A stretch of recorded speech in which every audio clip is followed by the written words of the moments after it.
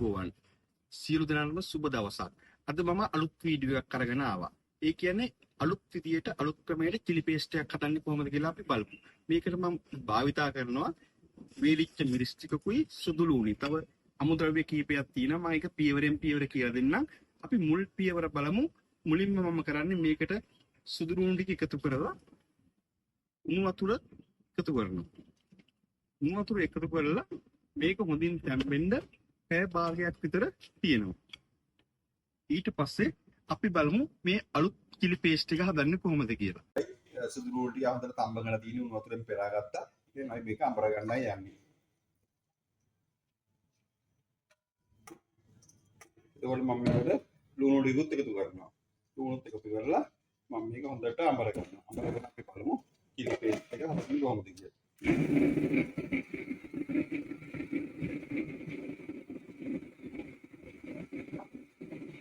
මම මේක හොඳට අඹර ගත්තා. අඹරගෙන මම මේක බෝල් එකෙන් අයින් කරගන්නවා.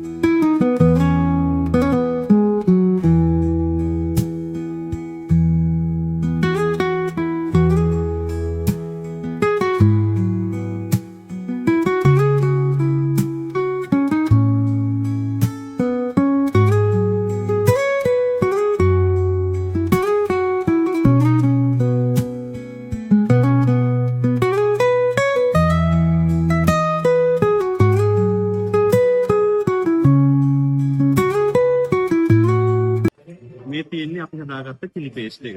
දැන් මේක ඔයාලාට බෝතලයක දාලා තියලා මාස 3ක් විතර කල් තියාගන්න පුළුවන්. ඔයාලත් ජීවිතේ හදලා ගෙදර රස බලන්න.